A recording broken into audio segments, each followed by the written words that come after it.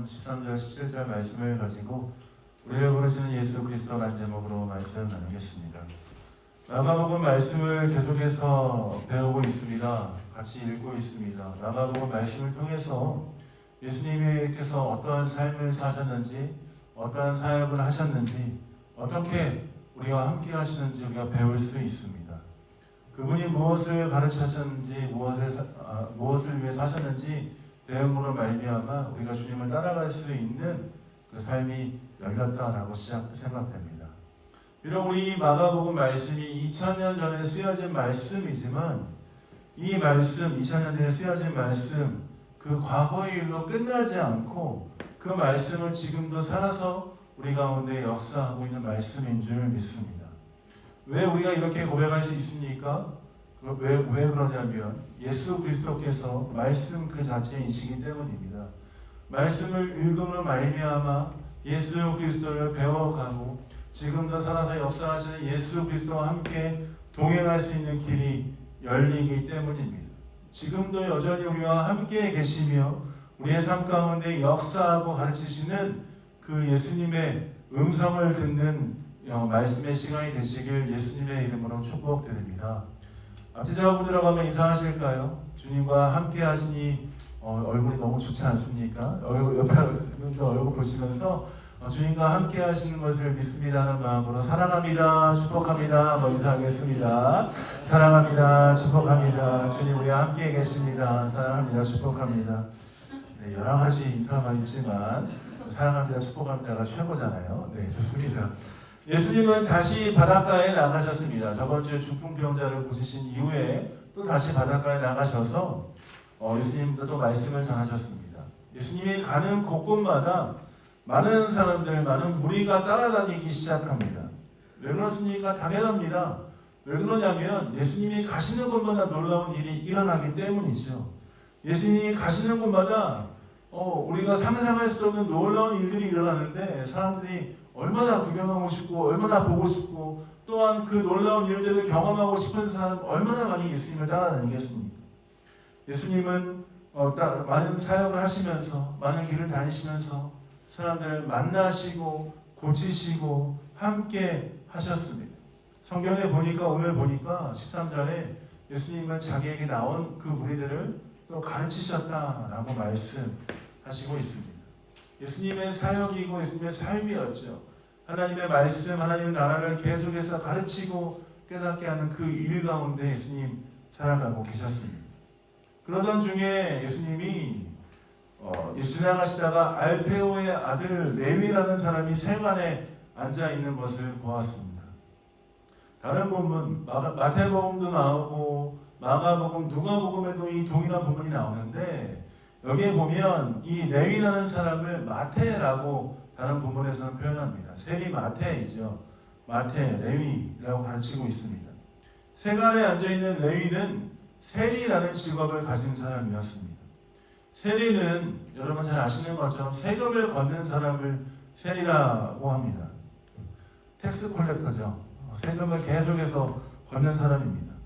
보통 이 세리들은 자신이 기거하는 동네의 사람들의 그 세금을 걷었던 사람이었습니다.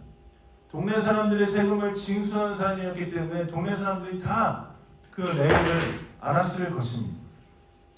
세리는 그 당시에 돈을 많이 버는 사람이긴 했지만 사람들에게 환영받는 직업은 아니었습니다. 로마 제국을 위해서 세금을 징수하고 걷어가는 사람이었는데 이 세리에게는 할 수 있는 일이 하나가 있었습니다. 그것은 무엇이냐면 징수한 세금의 일부를 자기가 취할 수 있었습니다. 그러면 어떻게 되겠습니까? 보통 세리가 정직하게 세금을 걷어서 로마 제국의 것들을 올려놓겠습니까? 그렇지 않겠죠. 세리는 일반 사람들에게 걷어야 되는 세금보다 더 많은 세금을 걷어서 자신의 이득을 취할 뿐만 아니라 사람들의 어떠함과 상관없이 그것을 계속 징수함으로 말미암아 자신의 부는 축적해가고 있지만 사람들에게 손가락질을 받는 그런 위치에 있는 사람이 바로 세리였다는 것입니다. 그래서 일반 사람들은 세리들이 자신들의 세금을 과도하게 걷어가는 모습을 보면서 저 사람 도둑질하는 사람, 정직하지 못한 사람, 동족의 피를 빨아먹는 사람, 그렇게 판단했다라고 합니다.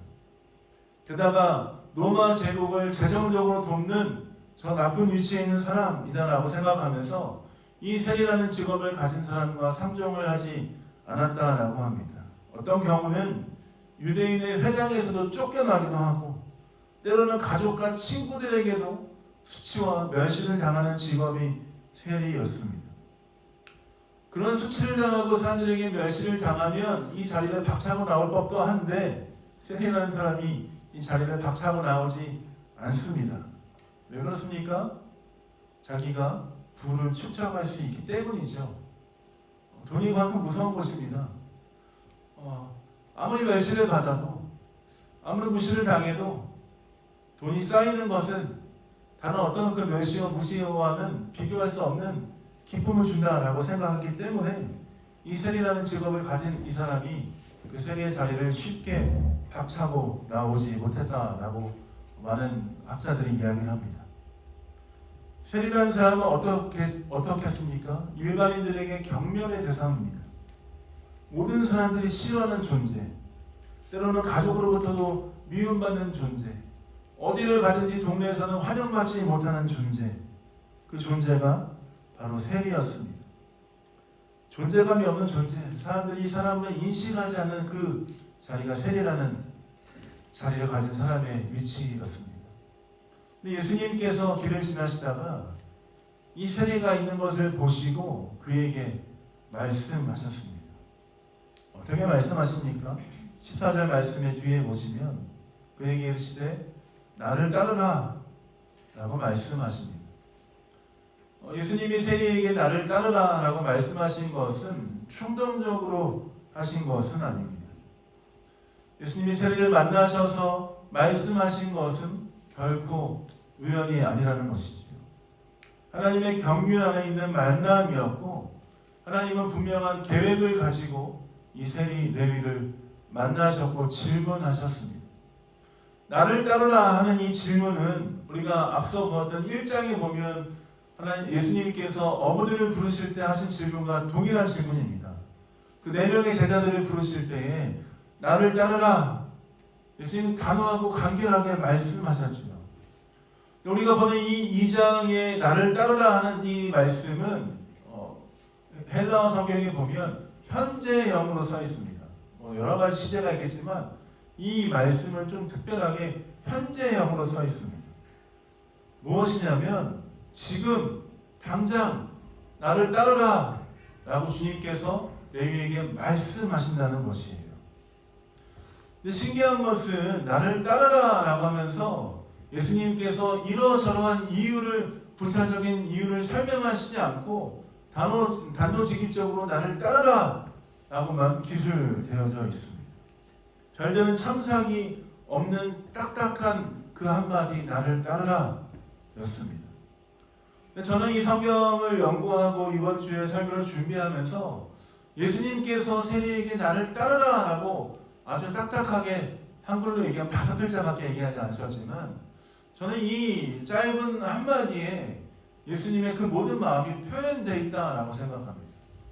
레위야, 세리 레위야, 내가 널 잘 알고 있어. 나를 따르지 않을래? 나에게 따라오라 라고 주께서 말씀하시는 것이다 라는 생각이 들었습니다. 예수님께서 나를 따르라 라고 말씀하실 때에 레위는 어떻게 반응합니까? 레위는 그 14절 말씀 뒤에 보면 아주 간결하게 심플하게 따라갑니다. 일어나 따르니라. 다른 설명이 없습니다. 레위는 곧바로 반응하고 주님을 따랐습니다. 주님을 따른다는 것은 결단이 필요한 일이었습니다. 레위는 지금 그 결단을 하고 주님을 순종하고 따랐다라는 것이죠. 그런 상황 이후에 레위와 함께 예수님께서 식사하게 되었습니다. 레위의 집에서 식사하게 되었습니다. 누가복음 말씀의 동일한 본문의 말씀을 보면 어떻게 되어 있냐면 레위가 예수님을 위해서 집에서 잔치를 베풀었다라고 얘기합니다. 어쩌면 저는 14절과 15절 안에 여러 가지가 숨겨 있다라고 생각하는데 레위가 주님이 부르신 것에 그 기쁨과 감사가 있어서 주님을 위해 잔치를 베풀고 사람들을 초대했다라고 해석할 수 있다라고 생각합니다. 예수님을 믿게 되었고 그 감사의 표시로 잔치를 열어서 많은 사람들을 초대했습니다. 많은 사람들을 초대해서 함께 식사하게 되었습니다. 15절에 보니까 많은 세리와 죄인들이 함께 예수님과 식사했다라고 합니다. 세리들과 자기가 같은 처지에 있는 많은 세리들과 죄인들과 또 예수님과 제자들이 함께 그 자리에서 식사하게 되었습니다. 여기 15절에 나오는 죄인들이라고 쓰여지는 이 단어의 뜻은 무엇이냐면 어떤 사람들 지칭해서 죄인들이라고 얘기하냐면 죄와 범죄를 저질러서 그 당시에 불명예스러운 그 직업을 가진 사람들을 지칭합니다. 또한 그 당시 율법이나 여러 가지 기준에 함량이 미달되어서 사람들로 하여금 취급받지 못하던 그 죄인들, 그런 사람들을 죄인들이라고 얘기합니다. 때로는 이 죄인들의 범주에 흉악범들이 들어있기도 했고요. 이 죄인들이라는 그 표현 안에 유대인들과 이 당시의 사람들은 하나님의 뜻을 거스르는 자다 하는 그 마음으로 이 사람들은 인식했습니다. 즉 이 죄인들이라고 이름 불려진 사람들은 많은 사람들에게 이러저러한 이유로 낙인 찍혀서 사회에 함께 할 수 없는 자들이다라고 볼 수 있습니다. 유대인의 관습을 지키지 않을 뿐만 아니라 사람들로부터 손가락질을 받고 지탄을 받고 아무도 상대하지 않는 그 사람들, 죄인들, 그들이 죄인들이었다는 것이죠. 근데 예수님께서 오늘 그 많은 세리들과 많은 사람들에게 함께 할 수 없는 그 분리된 자에 있는 죄인들과 함께 식사하는 자리에 계셨다는 것입니다. 어땠을까요? 이 모습을 보고 16절에 바리새인들은 즉각적으로 반응하기 시작합니다. 어떻게 반응하는지 한번 16절의 말씀 읽어보겠습니다. 읽겠습니다. 시작.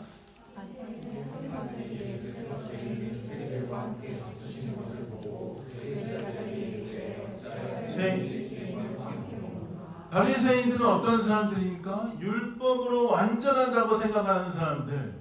바리새인이라는 표현이 무엇이냐면 분리된 자들이라는 표현입니다. 그런 의미입니다. 나는 율법을 온전히 지키고 잘 따라가는 삶이라서 일반 사람들과는 다른 분리된 그런 삶을 사는 사람, 그런 무리들을 바리새인들이라고 합니다. 즉 그들의 눈에 볼 때는 율법을 지키지도 않고 많은 사람들 앞에서 지탄을 받을 뿐만 아니라 흉악범들, 율법과는 거리가 먼 사람들, 하나님의 뜻을 거스르는 사람들, 그 사람들이 모여서 식사하고 있는데 그게 너무 보기에 거슬린다 하는 그 마음이 있는 것이죠. 그리고 그런 사람들과 예수님이 함께 식사하는 것이 참 마땅하지 않는 것이구나, 저거 이상한 거야 하면서 예수님을 정죄하기 위해서 이 사람들이 찾아와서 그렇게 예수님께 항의하고 있는 것입니다. 그들이 볼 때는 죄인들, 많은 세리들, 그들은 화인 맞은 사람들이죠. 유대인의 관습 안에서, 율법적인 관습 안에서 함께 할 수 없는 자들이었습니다.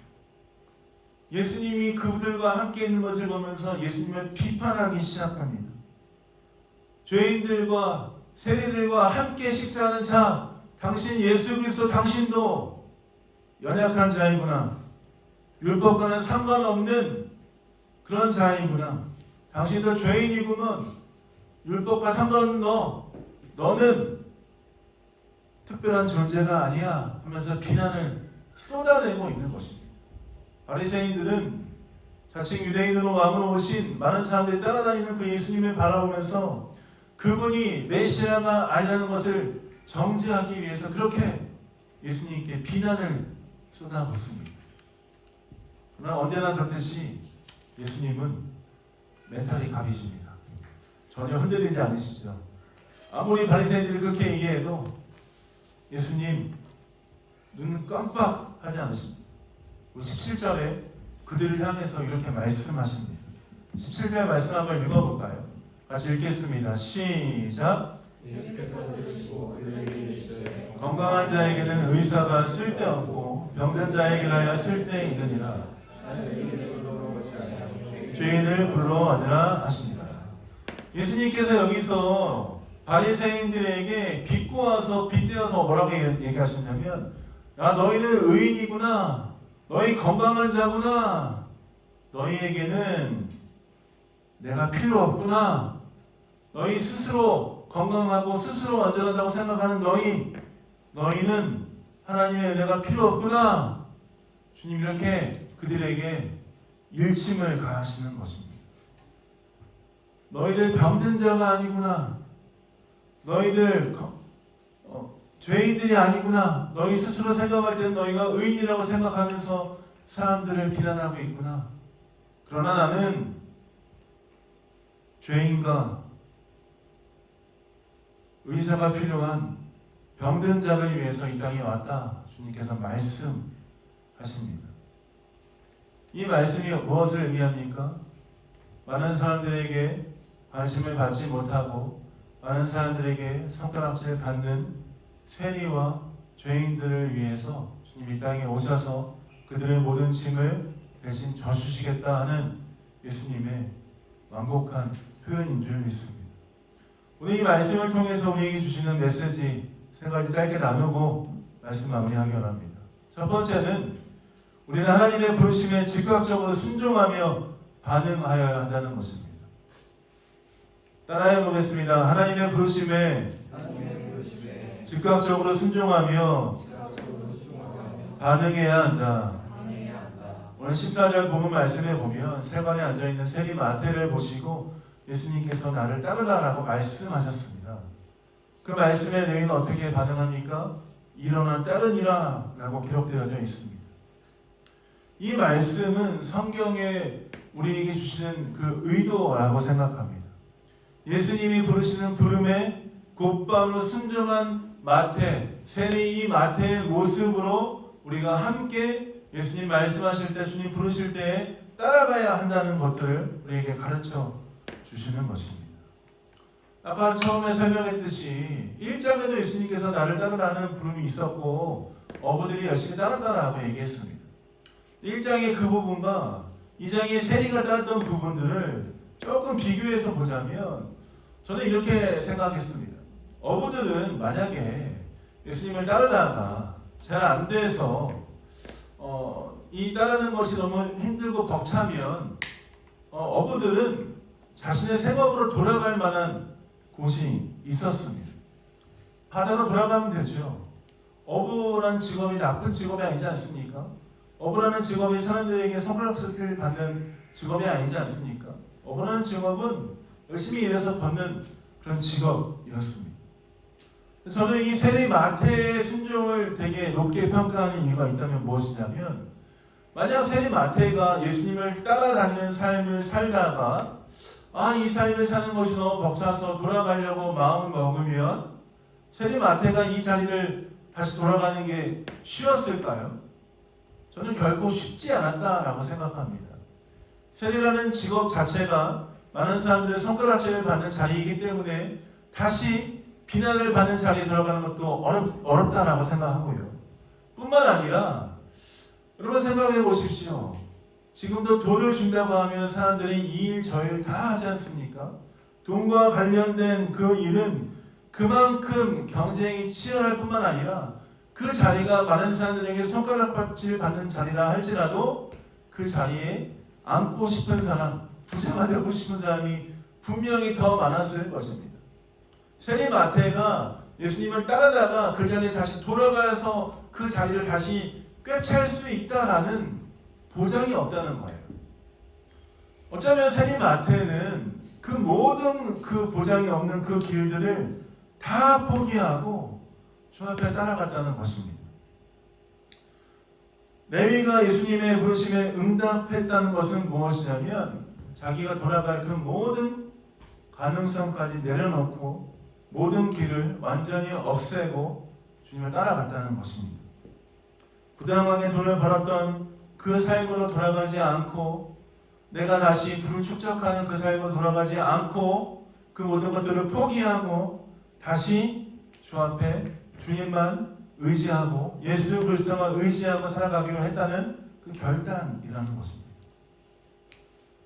저는 이 마가복음 말씀에 예수님께서 나를 따르라, 곧 일어나 따르니라 하는 그 결단, 레위의 결단이 결코 쉽지 않았다라고 생각합니다. 아마 예수님이 질문하시는 그 질문에 대답하는 그 대답한 시간이 아무리 길어봤자 5분 내외겠죠. 질문을 하는 사람 앞에 대답하지 않고 가만히 있다가 5분 정도 이렇게 침묵하고 있다가 일어나 따르니라, 쉽지 않지 않습니까? 예수님의 그 불꽃 같은 눈동자로 레위를 바라보면서 나를 따르라 하시는데 레위가 그 대답을 하기까지, 그 행동으로 따라가기까지 정말 많은 생각이 있었을 것 같습니다. 그렇지만 레위는 결정하며 따라갔습니다. 쉬운 결정이 아니었습니다. 즉각적으로 반응하며 순종하며 주 앞에 나아갔습니다. 그렇게 나아갔던 레위의 삶을 통해서 하나님의 나라에 놀라운 확장이 있었다는 것입니다. 주님이 부르시면 바로 순종하는 것이 우리 그리스도인의 마땅히 해야 될 바입니다. 그렇지만 주님이 부르실 때에 우리는 지체하기가 부지기수입니다. 내 삶의 여러 가지를 생각해 보면서 주님의 부르심에 응답하지 않을 때가 너무나 많습니다. 주님 날 부르시고 나와 함께하고자 말씀하실 때에 우리 안에서 여러 가지 생각이 왔다 갔다 하지 않습니까? 아, 이건 이렇고 저건 저렇고, 아, 몇 년 뒤에 내가 뭘 이렇게 하고 이렇게 계획을 하고, 내 자정을 얼마 모으고 뭘 하고, 아, 지금은 조금 힘든데 몇 년 뒤에 이렇게 잘하면 될 수 있겠네, 그때쯤 따라가야지 라고 생각할 수도 있습니다. 그러나 성경에서 우리에게 뭐라고 가르치십니까? 주님 부르시면 곧바로 응답하라, 순종하라 라고 가르치십니다. 주님, 내 삶이 지금 주님 부르실 때 응답하고 순종할 만한 삶의 여건이 아닙니다. 나중에 날 부르시지요? 이렇게 말하지 말라는 것입니다. 주님 부르시면 그 부르심에 곧바로 응답하라라고 도전하시는 것이죠. 더 강력하게 말하자면 우리는 레위처럼 곧바로 순종하는 믿음이 있어야 합니다. 여러분, 순종한다는 것은 용기가 필요한 일입니다. 쉽게 순종할 수 없습니다. 순종하기까지 내 삶에 얼마나 많은 용기가 필요합니까? 그렇지만 우리가 어떻게 이 순종의 길을 따라갈 수 있습니까? 주님이 우리의 삶을 끝까지 책임지시기 때문에, 주님이 우리와 함께 하시기 때문에 그 주님을 믿음으로 우리는 순종하며 나아가는 것입니다. 설교를 준비하면서 찬양을 열심히 들었는데요. 저희 집에 식구들은 안 하겠지만 제가 이번 주에 설교를 준비하면서 한 찬양만 계속 들었습니다. 살아계신 주라는 찬양인데요. 여러분 혹시 살아계신 주라는 찬양 아십니까? 주 하나님 독생자 예수 날 위해 오셨네. 그 후렴 부분에 보면은 어떻게 부르죠? 살아계신 주 나의 참된 소망 걱정 근심 전혀 없네. 사랑의 주 내 갈 길 인도하니 내 모든 삶의 기쁨들 충만하네. 별거 아닌 찬양인데 제가 듣다가 그 찬양만 들으니까 여러 가지 버전의 유튜브에 업로드가 돼서 그거 알고리즘을 따라서 듣게 됐는데, 후렴 부분에 영어로 보니까 이렇게 되어 있더라고요. Because he lives, I can face tomorrow. Because he lives, all fear is gone. 주님이 살아계시기 때문에 난 내일을 맞닥뜨릴 수 있습니다. 나에게 그런 용기가 없는데 주님 살아계시기 때문에 나의 모든 두려움이 사라집니다. 주님의 살아계심을 믿고 의지하며 용기 내서 우리의 삶을 발걸음을 내디뎌야 합니다. 순종하면, 주님이 따라가면 내 삶이 모두 다 없어질 것 같습니까? 그렇지 않습니다. 순종하면, 주님을 따라가면 주께서 우리의 삶을 책임지십니다. 그 부르심에 즉각적으로 순종하며 나아가신 여러분 되시길 예수님의 이름으로 축복드립니다. 두 번째로 이 말씀을 통해서 우리가 함께 나누고 싶은 것은 우리 안에 바리새인의 요소들을 제거해야 한다는 것입니다. 16절 말씀 같이 한번 읽어볼까요? 읽어보겠습니다. 시작.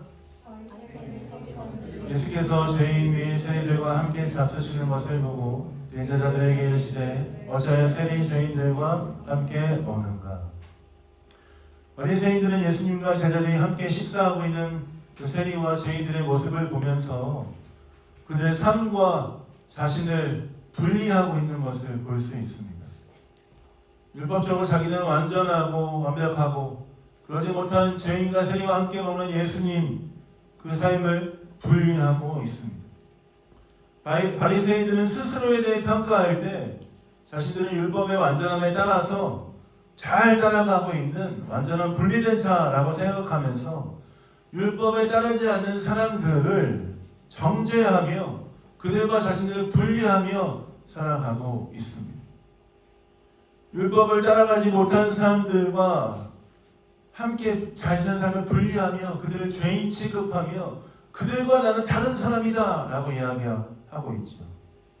또한 다른 사람이다 라고 이야기하는 것뿐만 아니라 나는 그들보다 우월감을 가지고 있다, 우위에 있다, 율법을 잘 지키기 때문에 나에겐 구원이 있다 하는 그것에 대한 자신의 그 도취된 그 승리감을 가지고 살아가고 있습니다. 물론 바리새인들이 율법을 잘 지키고 하나님의 은혜와 하나님의 사랑 안에 더 가까이 나아가고 있는 상황들은 맞습니다. 규칙을 잘 지키고 있습니다. 하나님이 주신 것들을 잘 따라가고 있는 것은 맞습니다. 그러나 율법은 그 사람들을 그렇게 분리하기 위해서 하나님께서 우리에게 주신 것이 아니라는 것이죠. 하나님께서 우리에게 율법을 왜 주셨습니까? 약한 자들을 돌보고 하나님께 나아갈 수 있는 방법을 더 알려주시기 위해서 율법을 주신 것입니다. 하나님의 율법을 더 깊이 이해함으로 하나님의 마음을 더 알아 헤아려서 주 앞에 더 간절한 마음으로 가기 위해서 하나님께서 율법을 허락하신 것이. 그런데 그들은 이 율법을 다른 누군가를 정죄하는 수단으로 사용하고 있다는 것입니다. 주님은 율법을 주시면서 긍휼을 원하셨던 것입니다. 형식적인 것에 얽매이는 제사를 원하셨던 것이 아니었습니다. 바리새인들은 그 부분을 놓쳤다는 것입니다.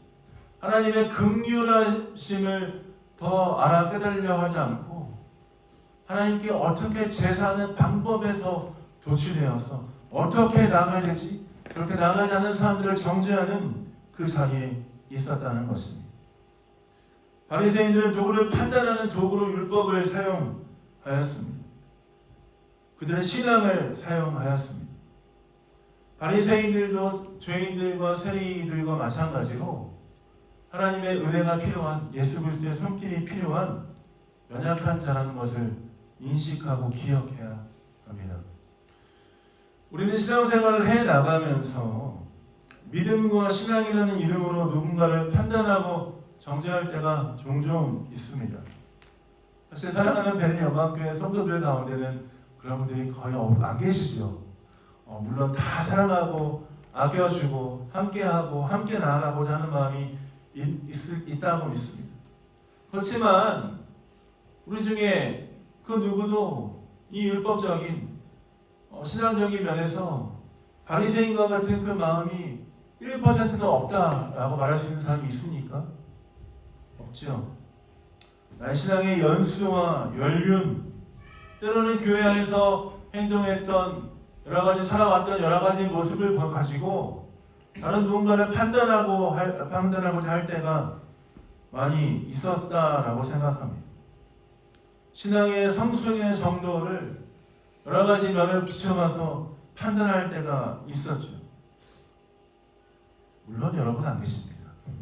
그렇지만 그 누구도 그렇게 판단하는 자리에 있으면 안 된다는 것을 우리에게 가르쳐 주시는 것입니다. 그 누구도 바리새인처럼 이렇게 나아가서는 안 된다는 것이 우리 모두는 하나님의 은혜가 필요한 자들이고 우리의 모두는 하나님의 긍휼하심이 필요한 자들입니다. 남의 눈 속에 티끌을 보기보다는 내 눈 속에 들보가 있는지 먼저 살펴보아야 합니다. 또한 성경에 나오는 것처럼 먼저 된 자가 나중되고 나중된 자가 먼저 된다라는 그 말씀을 기억하면서 우리의 삶을 매일 돌아보아야 합니다. 혹시 우리 삶 가운데 바리새인적인 요소가 있진 않은가 돌아보아야 합니다. 겸손한 마음으로 서로를 사랑하고 섬기며 그리스도의 장성한 분량에까지 함께 나아갈 수 있도록 서로를 돕고 서로를 위해 기도하고 함께한 자리에 서야 된다는 것이죠. 그렇게 나아가신 여러분 되시길 예수님의 이름으로 축복드립니다. 세 번째입니다. 예수님은 죄인과 세리와 같은 우리를 온전히 이해하시는 분이십니다. 따라해 보겠습니다. 예수님은 죄인과 세리와 같은 나를 온전히 이해하시는 분이시다. 예수님은 죄인과 세리와 같이 연약한 우리를 온전히 이해하시는 분이십니다. 많은 사람들은 생각합니다. 과연 예수님이 내 아픔을 이해할 수 있는 분이신가? 정말 예수님이 하나님의 아들이시고 하나님이시라고 하는데 나에 대해서 모든 걸 다 아시는 분이신가?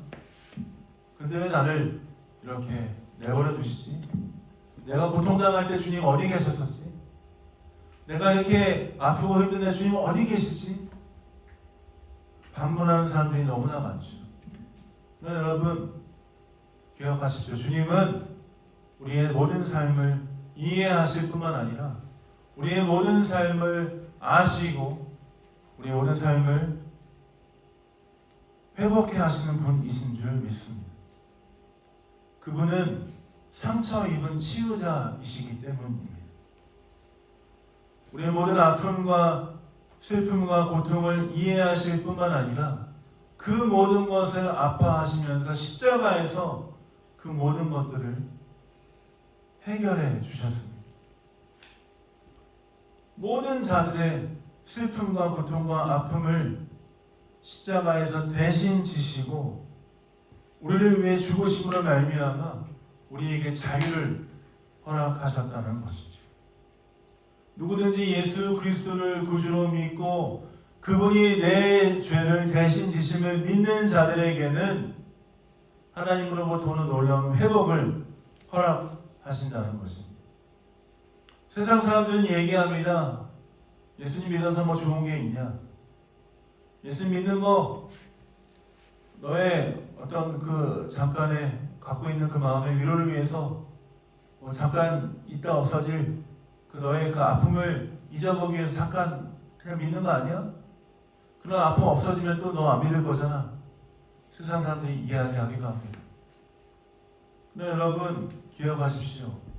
세상의 그 어떤 것도 우리의 삶을 온전히 회복할 수 없습니다.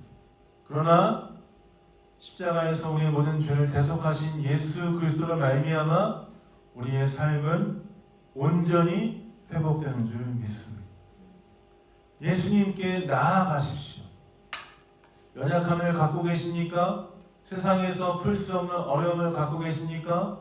그 누구에게도 말할 수 없는 마음의 짐과 기도의 제목을 갖고 계십니까? 그 모든 죄의 짐, 연약함들을 대신 지시고 우리에게 오신 예수 그리스도께 나아가십시오.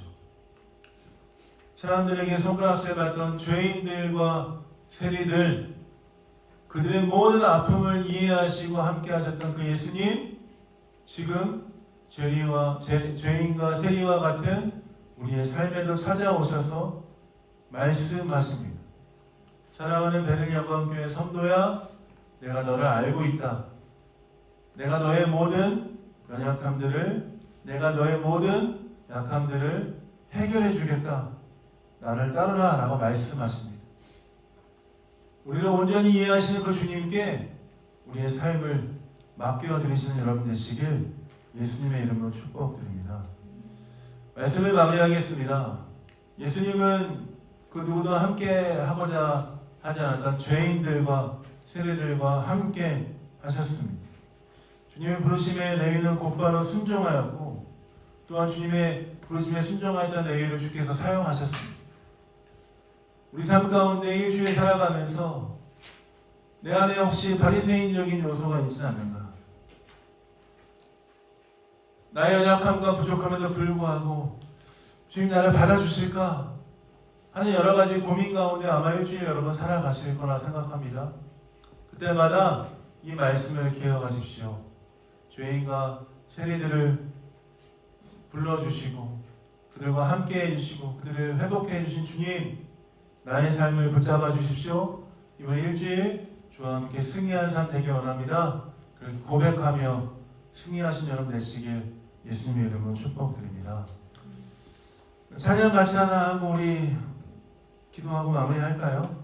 찬양 아까 우리 했던 찬양 찬송가 우리 528장 예수가 우리를 부르는 소리 찬양 같이 하면서 주 앞에 나가길 원합니다. 주님 우리를 지금 부르고 계십니다. 주님 우리와 함께하고 계십니다. 주님 부르실 때에 누가 지체하겠습니까? 주님 부르실 때에 우리가 나아가야죠. 이 찬양 같이 부르시면서 다시 한번 주 앞에 나아가도록 하겠습니다.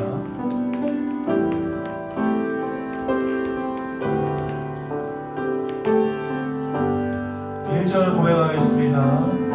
예수가 우리를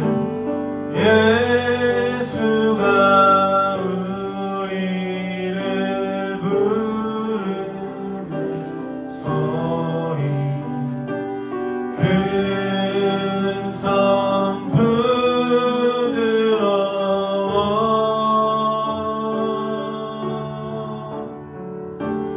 문 앞에 나가서 사면을 보며 우리를 기다리네. 다시 한번 예수가 우리를 부르는 소리 예수가 우리를 부르는 소리 큰 섬 부드러워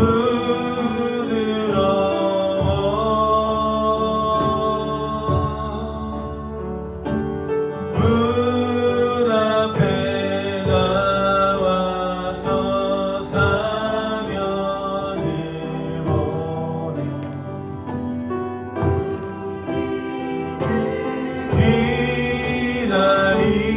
기다리네. 주님 우리에게 말씀하십니다. 오라 오라 오라 오라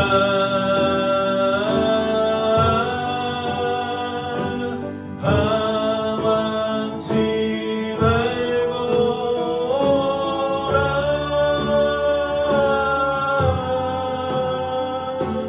죄 있는 자들아 이리 오라 주 예수 앞에 오.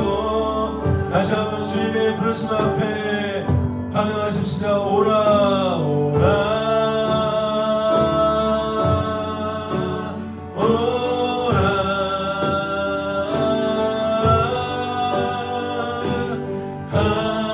방황치 말고 오라